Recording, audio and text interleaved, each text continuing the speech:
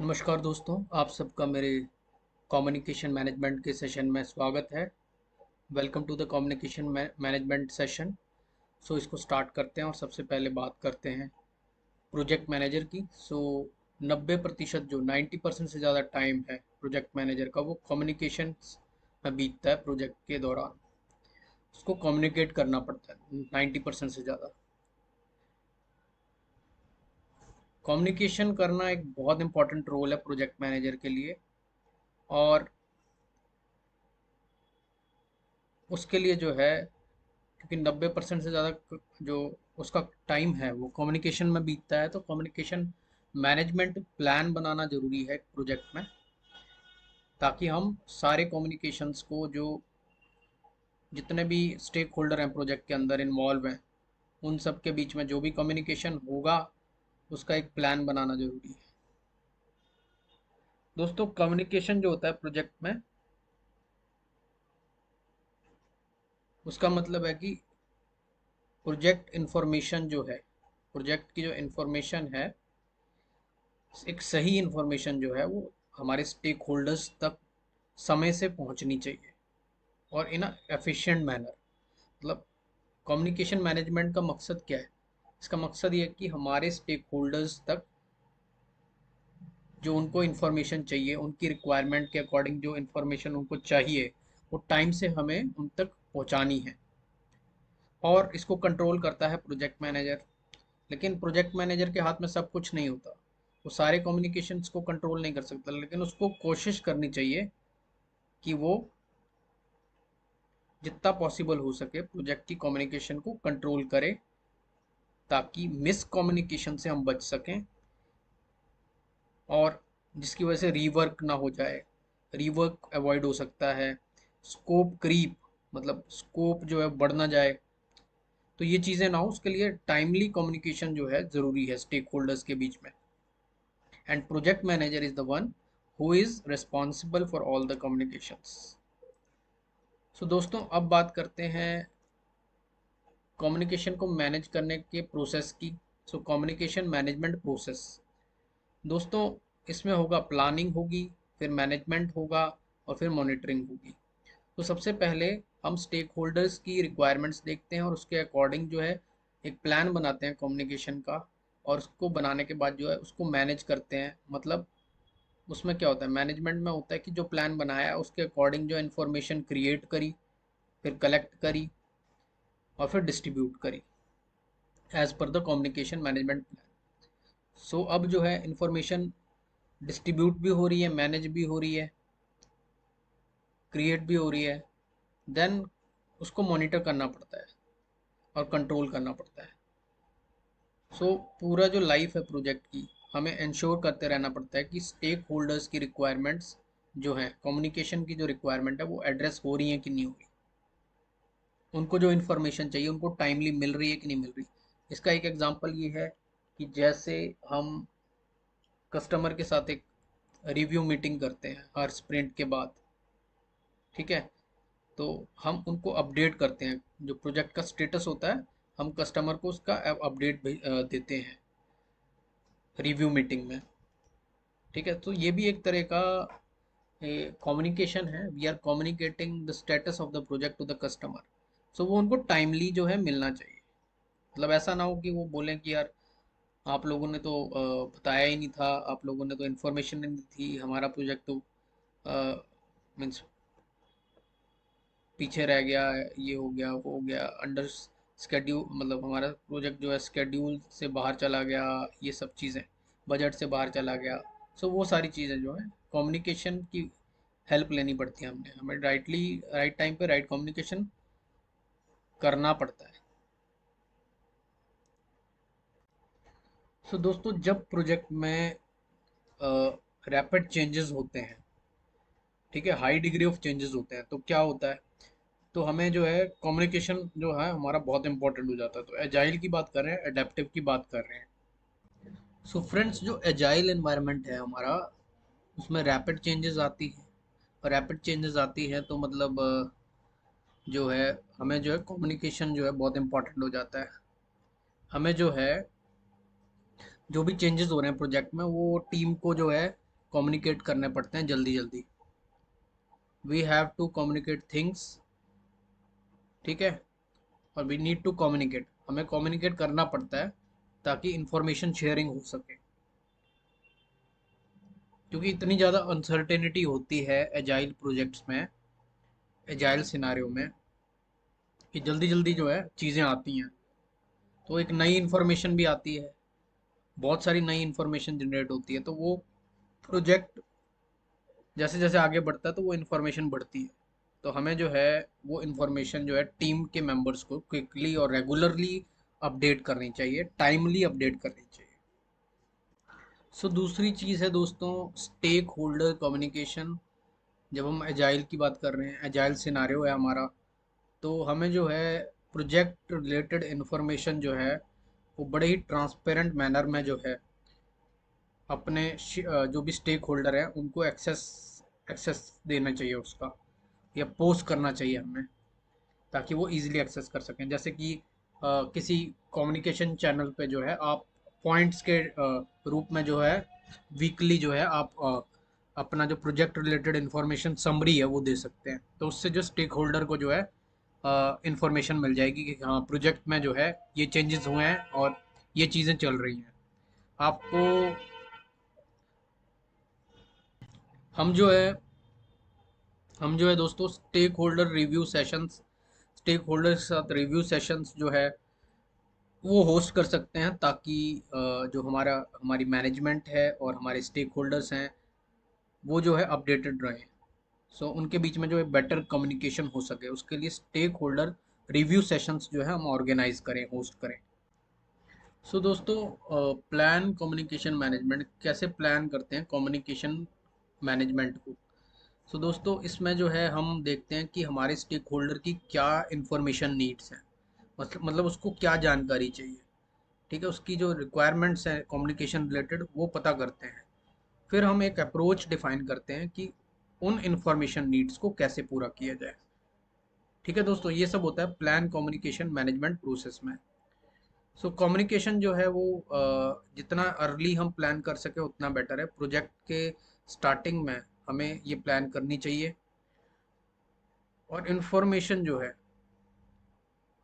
देनी चाहिए stake holders को करेक्ट फॉर्मेट में, सही समय पे और सही लोगों को। सो दोस्तों, इसका जो आउटपुट निकल के आएगा वो कम्युनिकेशन मैनेजमेंट प्लान का डॉक्यूमेंट निकल के आएगा, जिसको हम रेफर करेंगे बाद में, basically to basically to share information. Information create करने से पहले जो है हमें प्लान बनाना पड़ता है, और शेयर करने से पहले जो प्लानिंग करनी पड़ती है। सो जब आप कम्युनिकेशन की प्लानिंग कर रहे हो तो ये भी ध्यान रखने की ज़रूरत है, कम्युनिकेशन जो है वो एफिशिएंट होना चाहिए, मतलब जितनी इन्फॉर्मेशन चाहिए, जो रिक्वायर्ड इन्फॉर्मेशन है वही जाए, उसके अलावा ना जाए। इसको बोलते हैं एफिशिएंट इंफॉर्मेशन जो है, that should go to the stakeholders. Then effective information should be provided, ठीक है। इफेक्टिव मतलब हो गया कि जो मतलब ज़रूरी है वो इन्फॉर्मेशन जो है राइट फॉर्मेट में राइट टाइम पे प्रोवाइड की जाए। अब दोस्तों, प्लान कम्युनिकेशन में जो है हमारे ये बताया जाता है कि जो इन्फॉर्मेशन होगी, जो शेयर करनी है हमने फ्यूचर में स्टेक होल्डर्स के साथ, उसको स्टोर कहाँ किया जाता है, स्टोर कैसे किया जाता है, उसको उसको मेंटेन कैसे किया जाता है, उसको डिस्ट्रीब्यूट कैसे करना है, और ईमेल से करना है, कैसे करना है, किसी पर्टिकुलर कम्युनिकेशन चैनल से करना है, और उसको रिट्रीव कैसे करना है, मतलब फेच कैसे करना है। तो ये सारी जानकारियाँ प्रोजेक्ट में प्लान कम्युनिकेशन मैनेजमेंट में होती है। सो दोस्तों, ये चीज़ें कंसिडर कीजिए, प्लान कम्युनिकेशन मैनेजमेंट में इंक्लूड होना चाहिए कि क्या इंफॉर्मेशन कम्युनिकेट करनी है, किसको करनी है, किस फॉर्मेट में करनी है, किस मेथड से करनी है, और कितना फ्रीक्वेंटली कम्युनिकेट करने की ज़रूरत है, और कंफर्मेशन लेना ज़रूरी है कि ये इंफॉर्मेशन जो है रिसीव हो गई है, समझ आ गई है। सो दोस्तों, स्टेक होल्डर की कम्युनिकेशन रिक्वायरमेंट के बारे में बात करते हैं। हर स्टेक होल्डर की एक यूनिक रिक्वायरमेंट हो सकती है। सो हमें जो है जो उनकी कम्युनिकेशन रिक्वायरमेंट्स हैं उनको एड्रेस करना ज़रूरी है। अ, तो हमें जो है उनके इंटरेस्ट पता होने चाहिए और उनकी नीड्स के बारे में इंफॉर्मेशन होनी चाहिए। So though we should take in account both interest and requirement of the stakeholder, ताकि हम उनकी कम्युनिकेशन रिक्वायरमेंट को इंडिविजुअली जो है इंडिविजुअली हैंडल कर सकें। सो दोस्तों, कम्युनिकेशन कैसे कैसे हो सकता है। कम्युनिकेशन इंटरनल हो सकता है हमारी ऑर्गेनाइजेशन के अंदर। हम अपने प्रोजेक्ट के अक्रॉस या डिपार्टमेंट डिफरेंट डिपार्टमेंट से कम्युनिकेशन कर सकते हैं, जैसे मार्केटिंग फाइनेंस हो गया, या विद इन प्रोजेक्ट कर सकते हैं। एक्सटर्नली बात करें तो आउटसाइड द ऑर्गेनाइजेशन, जैसे कॉन्ट्रैक्टर होते हैं, एजेंसियाँ होती हैं, सप्लायर होते हैं, तो उनसे कम्युनिकेट करते हैं। फिर वर्टिकली हो गया, जो हमारी सीनियर मैनेजमेंट है उनसे करते हैं, या फ्रंट लाइन हमारे वर्कर्स हैं उनसे करते हैं। हॉरिजॉन्टली जो हो गया वो हो गया हमारे लेवल के जो प्रोजेक्ट मैनेजर हैं या पीयर्स हैं उनसे कम्युनिकेशन करते हैं। तो दोस्तों, ये सारा है how communication occurs with stakeholders. तो दोस्तों, टाइप्स ऑफ कम्युनिकेशन क्या है वो आप डिस्कस कर लेते हैं। टाइप्स ऑफ कम्युनिकेशन में जो है चार तरीके के कम्युनिकेशन होते हैं, जिनको लाइक फॉर्मल और इनफॉर्मल के हिसाब से बांटा गया है। तो फॉर्मली रिटर्न, फॉर्मल वर्बल, और इनफॉर्मल रिटर्न और इनफॉर्मल वर्बल तरह के जो कम्युनिकेशन होते हैं, तो इन्हीं को डिस्कस करते हैं। तो जैसे फॉर्मल रिटर्न है। So friends, formal return communication की बात करें तो जैसे प्रोजेक्ट चार्टर लिखना, ये फॉर्मल रिटर्न कम्युनिकेशन है। प्रोजेक्ट मैनेजमेंट प्लान बनाना, ये फॉर्मल रिटर्न जो है टाइप्स ऑफ कम्युनिकेशन है। सॉल्विंग अ कॉम्प्लेक्स प्रॉब्लम आ गई है प्रोजेक्ट पे, फॉर्मल कम्युनिकेशन चाहिए। कॉन्ट्रैक्ट में चेंजेस करने, फॉर्मल कम्युनिकेशन चाहिए। रिसोर्सेज, एडिशनल रिसोर्सेज के लिए रिक्वेस्ट डालनी है ऑफिशियल, तो वो फॉर्मल रिटर्न कम्युनिकेशन हो गया। तो सारे रिटर्न कम्युनिकेशन है जो फॉर्मल है। उसके बाद वर्बल कैसे होता है। वर्बल होती है जैसे प्रेजेंटेशन देनी है मैनेजमेंट को, तो वो फॉर्मल कम्युनिकेशन हो गया। या बिडर कॉन्फ्रेंस होस्ट करनी है प्रोक्योरमेंट के लिए, सर्विसेज के प्रोक्योरमेंट के लिए एजेंसीज के साथ, तो वो फॉर्मल, एक तरह से फॉर्मल वर्बल कम्युनिकेशन हो गया।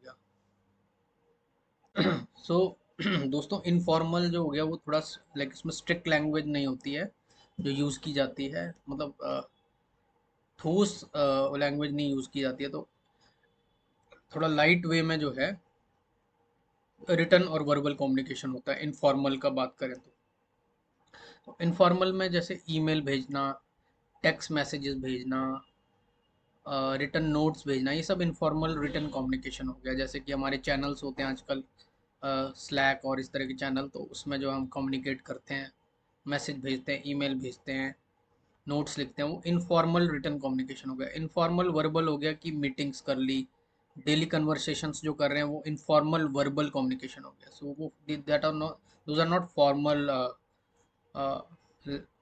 कन्वर्सेशंस। तो दोस्तों, फॉर्मल हो गया बेसिकली जिसमें आप अपने आप को बड़ा ही स्ट्रिक्ट दिखाना चाहते हो, सीरियस दिखाना चाहते हो दूसरे पर्सन को, और मीन्स जो कि सीरियस कम्युनिकेशन भी कह सकते हो आप उसको। और इनफॉर्मल जो हो गया वो आपका डेली कम्युनिकेशन जो हो गया, वो भी सीरियस होते हैं, लेकिन इनफॉर्मल कम्युनिकेशन जो है उसमें like you can talk casually with other team members, और सो दैट्स द डिफरेंस। जरा उस सिचुएशन को देखिए दोस्तों, जिसमें मेरी टीम का एक बंदा जो है परफॉर्म नहीं कर रहा है ठीक से, तो मैं सबसे पहले उसको जो है कॉल करूँगा, और उसको जो है फर्स्ट नोटिस उसको वर्बली दूंगा। So it would be a informal verbal communication. So informal verbal communication होगा। उसके बाद अगर उसकी like he doesn't take any action on that, so उसके बाद जो है मेरा फॉर्मल रिटन कम्युनिकेशन जाएगा उसको सेकंड नोटिस के रूप में। ये जस्ट एक एग्जांपल है। सो अलग अलग सिनारियोज हो सकते हैं। तो ये प्रोजेक्ट मैनेजर और जो टीम मेंबर है उसके बीच की बात है। तो पहले जो है इनफॉर्मल कम्युनिकेशन होगा, फिर फॉर्मल होगा, उसके बाद जो सेकंड नोटिस जाएगा वो फॉर्मल रिटन कम्युनिकेशन होगा। सो दोस्तों, कम्युनिकेशन मॉडल में क्या होता है, उसमें एक सेंडर होता है जो एक मैसेज को एनकोड करके भेजता है रिसीवर को। फिर एक रिसीवर होता है जो डिकोड करता है मैसेज को, रिसीव करता है। उसके बाद एक मैसेज होता है जो कम्युनिकेशन होता है जिसमें कुछ, जिसका कुछ मतलब होता है, मीनिंग होता है। तो आगे इसको डिटेल में समझते हैं। सबसे पहले जो है कम्युनिकेशन स्टार्ट होता है एनकोड से। सो जो सेंडर है वो मैसेज को जो है एनकोड करता है। जो थॉट्स और आइडियाज़ हैं उसके, जो उसने शेयर करने हैं, उनको जो है एक लैंग्वेज मैसेज में कन्वर्ट करके रिसीवर को भेजता है। और उसके बाद जो है वो मैसेज जो है ट्रांसमिट होता है कम्युनिकेशन मीडियम के द्वारा, किसी भी कम्युनिकेशन मीडियम के द्वारा वो ट्रांसमिट होता है। और ट्रांसमिट होते वक्त जो काफ़ी सारी डिस्टर्बेंस भी आती हैं बीच में, जिसको नॉइज़ बोलते हैं।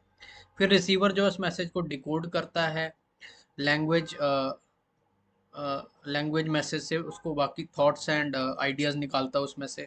सो वो डिकोड हो गया। उसके बाद जो है जब रिसीवर जो है रिसीव कर लेता है, तो उसको फीडबैक देना होता है कि मैंने ये मैसेज रिसीव कर लिया है। तो वो कंफर्मेशन भेजता है और एक फीडबैक रेस्पॉन्स भेजता है वापस सेंडर को कि मुझे मैसेज मिल गया, मुझे आपके थॉट्स और आइडियाज़ जो है वो मिल गए। फिर नॉइज़ होती है बीच में, उसकी डेफिनेशन तो ये है कि अ, अगर रिसीवर जो है चीज़ों को ठीक से अंडरस्टैंड नहीं कर पा रहा है, तो that is due to some hindrance और obstacle, that is called noise. Noise कई तरीके की हो सकती है। हाँ, जब मैं किसी के साथ रिसीवर के साथ कम्युनिकेट कर रहा हूँ, तो लैंग्वेज एक बैरियर हो सकता है, कल्चर एक बैरियर हो सकता है कि उसको मेरी बात समझ ना आए। एनवायरनमेंट एक वेरिएबल हो सकता है, अगर वो कहाँ पे खड़ा है, किस नेटवर्क में खड़ा है, एनवायरनमेंट। और एक्सपीरियंस, मैं अगर बहुत ज़्यादा एक्सपीरियंसड हूँ और मेरे सामने ऐसा बंदा है जो बिल्कुल भी लाइक अभी लाइक उसकी अंडरस्टैंडिंग लेवल उतना ज़्यादा नहीं है और मैं अपने तरीके से बात कर रहा हूँ, तो एक नॉइज़ डेवलप हो जाएगी और उसको मेरी बातें समझ नहीं आएंगी। तो एक्सपीरियंस। सो जैसे मान लीजिए प्रोजेक्ट टीम में जो मेंबर्स हैं वो अलग अलग कल्चर से आए हैं और अलग अलग उनकी लोकल भाषाएं अलग हैं। तो ऐसा हो सकता है कि कम्युनिकेशन करने में जो है परेशानी हो। So this is called noise. So कैसे इंश्योर कर सकते हैं कि एक इफेक्टिव कम्युनिकेशन हो और लिसनिंग हो। दोस्तों, पहला तो तरीका है वो पैरालिंगुअल है। तो इसमें जो है मेरी वॉइस की जो पिच है, ठीक है, मेरी वॉइस की जो पिच है और किस टोन में मैं बात करता हूँ वो मैटर करता है। उससे जो है टोटली कॉन्टेक्स्ट चेंज हो जाएगा मेरे मैसेज भेजने का। तो मुझे अपने पिच का और अपने टोन का बिल्कुल ध्यान रखना चाहिए जब मैं मैसेज जो है वर्बली कम्युनिकेट कर रहा हूँ।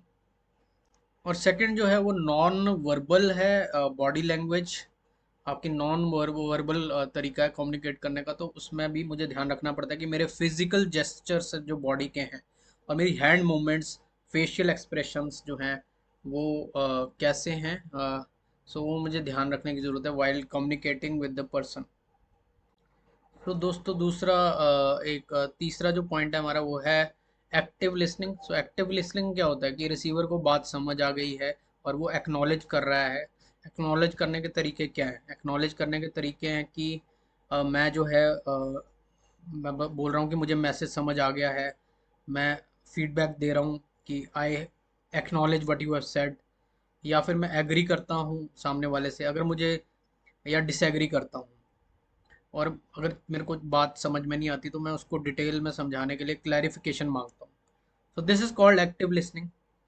मतलब अगर मैं शांत रहूंगा और मैं उसको रिस्पॉन्ड नहीं करूंगा, तो I think that is not a active listening. So I need to tell them that I have not understood और I have not like I have understood, मुझे समझ आ गया या नहीं समझ आया। So that that needs to be communicated. So दोस्तों, अब जानते हैं कि कम्युनिकेशन किया कैसे जाता है, मीन्स इंफॉर्मेशन शेयरिंग कैसे कैसे होती है, वो हम देखते हैं। सो this is called communication methods. So interactive communication होता है। इंटरैक्टिव कम्युनिकेशन का मतलब है कि दो या दो से ज़्यादा लोग जो है कम्युनिकेट कर रहे हैं थ्रू मीटिंग करके या कॉन्फ्रेंस कॉल करके या डायरेक्ट कम्युनिकेशन करके। सो दोस्तों, this is called interactive communication. To और फ्रो फ्लो ऑफ इंफॉर्मेशन हो रहा है इसमें between sender and receiver. So uh, इसमें जो है हम इंटरेक्ट कर सकते हैं, टॉक कर सकते हैं या इन्फॉर्मेशन शेयर कर सकते हैं एक दूसरे के साथ। तो दूसरा जो है वो है जो इन्फॉर्मेशन है उसको पुश करना, push communication. So one sided होता है, टू एंड फ्रो नहीं होता है। और इसमें जो है फीडबैक नहीं मिलता है हमें कोई भी। हम जैसे रिपोर्ट भेज रहे हैं अपने जो ग्रुप ऑफ पीपल है उनको, या हम जो कंपनी मेमोज हैं वो ईमेल कर रहे हैं सबको। सो ये पुश कम्युनिकेशन हो गया दोस्तों। सो जो तीसरा तरीका है वो है पुल कम्युनिकेशन का। पुल में जो है जैसे आपका इंटरनेट पोर्टल है तो वहाँ पे एक जगह पे इंफॉर्मेशन स्टोर कर दी जाएगी, वहाँ से आपको पुल करनी पड़ेगी, रिसीव करनी पड़ेगी, डाउनलोड करनी पड़ेगी। सो मार्केटिंग सेंट्रल हो गया आपका, वहाँ से जो है आपको कोलेटरल्स मिल जाएंगे, डाउनलोड कर सकते हो, तो वहाँ से आप इंफॉर्मेशन ले सकते हो। तो ये भी टू वे कम्युनिकेशन नहीं है, it's not a to and fro communication, ये जस्ट आप पुल कर रहे हो इन्फॉर्मेशन को। So this is pull communication. So दोस्तों अब हम एक फॉर्मूला पढ़ेंगे कम्युनिकेशन चैनल्स का। कम्युनिकेशन चैनल्स जो है वो नंबर ऑफ चैनल्स होते हैं, अ, या उसको बोल सकते हैं मीन्स और mediums through which people communicate in an organisation. Means ऐसे मीडियम जिसके थ्रू हम कम्युनिकेट कर रहे हैं। सो उसकी वैल्यू निकालनी होती है इसमें, और इसके ऊपर जो है क्वेश्चंस आते हैं आपके प्रोजेक्ट मैनेजमेंट के एग्जाम में। सो इसमें जो फॉर्मूला यूज होता है वो यूज होता है n into n minus one by two divided by two. और n जो है वो नंबर ऑफ पीपल है, तो कम्युनिकेशन में कितने लोग हैं, बेस्ड ऑन दैट हम कम्युनिकेशन चैनल निकाल सकते हैं number. Number of channels is directly related to the number of people involve in the project. ठीक है दोस्तों। तो दोस्तों एक क्वेश्चन एग्जांपल के तौर पे लेते हैं। मैं प्रोजेक्ट मैनेजर हूँ ऑर्गेनाइजेशन में, और मेरी टीम में 5 लोग हैं। ठीक है दोस्तों। तो पूछा है कि कितने कम्युनिकेशन चैनल्स जो हैं वो हैं, मीडियम ऑफ कम्युनिकेशंस कितने हैं। तो मेरी टीम में कितने लोग हैं, 5, और मेरे को मिला के हो गए 6। ठीक है दोस्तों। तो आगे इसका फॉर्मूला है n into n minus one by two. तो n मतलब n की वैल्यू हमने निकाली 6, टोटल 6 लोग हैं, और 6 - 1 होता है 5, 6 × 5 होता है 30, 30 divided by to 15। So 15 communication channel होते हैं जब 6 लोग होते हैं टीम में। सो एक नया क्वेश्चन ट्राई करते हैं, उसी क्वेश्चन को एक्सटेंड करते हैं। कहते हैं कि 4 लोग और ऐड हो जाते हैं टीम में, सो अब कितने कम्युनिकेशन चैनल हैं। सो दोस्तों पहले थे 5 टीम मेंबर, एक था प्रोजेक्ट मैनेजर, तो 6 हो गए। एक्स्ट्रा टीम मेंबर जो ऐड हुए हैं वो 4 हुए हैं, तो टोटल टीम मेंबर्स हो गए 10। सो दोस्तों अब 10 का यूज़ करेंगे, 10 × 10 - 1/2। सो 90/2 मतलब 45 कम्युनिकेशन चैनल्स। सो यहाँ पे हमने शायद ध्यान नहीं दिया, यहाँ पे पूछा गया था how many more communication channels are there now, मतलब कितने और चैनल जुड़ गए। ठीक है दोस्तों। सो पहले जो कम्युनिकेशन चैनल थे वो थे 15 जो कैलकुलेट करे थे हमने। अब जो कैलकुलेट करे 45 हो गए, 45। तो 45 में से 15 माइनस करेंगे तो 30 आ जाएंगे, तो एक्चुअल में जो है 30 और कम्युनिकेशन चैनल्स जो हैं वो ऐड हुए हैं। सो ये है आंसर। सो हमारे पास जो कम्युनिकेशन मैनेजमेंट प्लान का डॉक्यूमेंट आया उसमें क्या होता है, उसमें बेसिकली होता है कि प्रोजेक्ट मैनेजर जो है वो कैसे जो है मैनेज करेगा और कंट्रोल करेगा कम्युनिकेशंस को। ठीक है दोस्तों, मैनेज और कंट्रोल कैसे करेगा। सो प्रोजेक्ट मैनेजर जो है वो कम्युनिकेशन मैनेजमेंट प्लान को ही रेफर करता है मैनेज और कंट्रोल करने के लिए। तो इसमें क्या क्या होगा, इसमें होगा कि क्या कम्युनिकेट करना है, क्या इन्फॉर्मेशन कम्युनिकेट करनी है, किसको करनी है, और स्टेक होल्डर्स की रिक्वायरमेंट्स क्या हैं, और किस फॉर्मेट में या क्या मेथड यूज़ करना है कम्युनिकेशन करने के लिए। ईमेल है, मेमो है, इस तरह की जो हमारे फॉर्मेट्स हैं, मेथड्स हैं, सो वो भी इसमें जो है लिस्ट डाउन होने चाहिए। सो दोस्तों इसके अलावा जो है ये भी होगा कि कौन रिस्पॉन्सिबल होगा कम्युनिकेशंस सेंड करने के लिए। जैसे कि हमारे कम्युनिकेशंस मैनेजर्स होते हैं, तो कम्युनिकेशन कोऑर्डिनेटर होते हैं, और कितनी फ्रिक्वेंटली जो है कम्युनिकेशन किया जाएगा, कम्युनिकेट की जाएगी इन्फॉर्मेशन, किस लैंग्वेज में की जाएगी, किस फॉर्मेट में की जाएगी, कंटेंट क्या होगा, लेवल ऑफ डिटेल कितनी होनी चाहिए, विल द जो इन्फॉर्मेशन है वो भेजी जाएगी। सो ये सब डिटेल्स होंगी हमारे कम्युनिकेशन मैनेजमेंट प्लान में।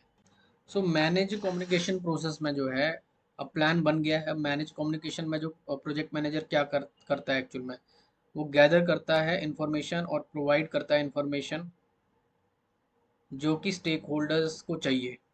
ठीक है दोस्तों, स्टेक होल्डर्स की जो भी रिक्वायरमेंट होती है इन्फॉर्मेशन की, वो गैदर करता है और प्रोवाइड करता है उनको। उसको इंश्योर करना पड़ता है, मतलब प्रोजेक्ट मैनेजर को इंश्योर करते रहना पड़ता है कि इंफॉर्मेशन जो है वो स्टेक होल्डर्स को जा रही है और उनसे जो है इंफॉर्मेशन बैक आ रही है, उनका फीडबैक आ रहा है। दोस्तों project manager also needs to make sure कि इंफॉर्मेशन जो है, जो भेजी गई है, वो उनको रिसीव हो गई है और उनको समझ में भी आ गई है। So this process actually provides stakeholder with an opportunity to share their feedback. तो उनका feedback भी हमें लेना होता है regarding the project। ये नहीं कि हमने information भेज दिया just we are not confirming that they have got it or they have understood it। so ये सारी चीज़ें देखनी पड़ती हैं। so दोस्तों communication blockers क्या हो सकते हैं, जो कि basically नॉइज़ की तरह होते हैं। so जैसे कल्चर हो गया, डिफरेंट कल्चर्स के लोग हैं, या बैकग्राउंड की नॉइज होगी बात करते वक्त, या लैंग्वेज हो गई, दोनों की डिफरेंट है, हॉस्टिलिटी होगी, distance between those trying to communicate with one another, मतलब डिस्टेंस पे खड़े हैं, तो वो भी हो गया। सो हॉस्टिलिटी जैसे मान लो सामने वाले का like how how does he feel about the second person, so that also acts as a basically a obstacle or noise or communication blocker। सो दोस्तों जो हमारे स्टेक होल्डर्स होते हैं उनको परफॉर्मेंस रिपोर्ट्स भी भेजी जाती हैं कि हमारा जो प्रोजेक्ट का वर्क परफॉर्मेंस है वो क्या है। सो हम गैदर करते हैं, उसको स्टेक होल्डर्स को भेजते हैं और रिपोर्ट्स भी डिज़ाइन करते हैं हम लोग, ताकि हम प्रोजेक्ट की जो प्रोग्रेस है उस स्टेक होल्डर को बता सकें और उनका फीडबैक ले सकें। दोस्तों the type of information and report we send to the stakeholders varies according to the requirement of the stakeholder। क्या टाइप क्या है इन्फॉर्मेशन का और क्या रिपोर्ट भेज रहे हैं, वो डिपेंड करता है कि उनकी रिक्वायरमेंट क्या है, बेस्ड ऑन दैट हम भेजते हैं। दोस्तों प्रोग्रेस रिपोर्ट में हो सकती है कॉस्ट की प्रोग्रेस क्या है, स्केड्यूल की प्रोग्रेस क्या है, स्कोप की प्रोग्रेस क्या है, quality performance, quality related information भेज सकते हैं, उसकी परफॉर्मेंस क्या है, फॉरकास्टिंग भेज सकते हैं, फिर मेजरमेंट्स जो हैं अगेंस्ट द परफॉर्मेंस बेसलाइन, वो बेसलाइंस जो है वो भेज सकते हैं स्टेक होल्डर्स को।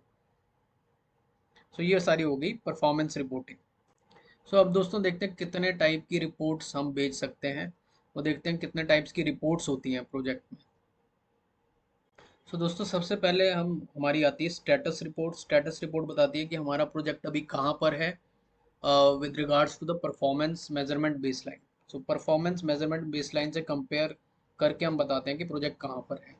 फिर हमारा आती है प्रोग्रेस रिपोर्ट। ठीक है दोस्तों, प्रोग्रेस रिपोर्ट होती है कि बेसिकली हम इंफॉर्मेशन शेयर कर रहे हैं कि प्रोजेक्ट में अभी तक क्या अचीव कर लिया हमने। ठीक है, क्या क्या अचीव कर लिया। ट्रेंड रिपोर्ट होती है। उसमें ट्रेंड्स में हमें पता चलता है कि प्रोजेक्ट के जो रिजल्ट हैं वो इम्प्रूव हो रहे हैं या डिग्रेड हो रहे हैं। ठीक है दोस्तों, ट्रेंड्स।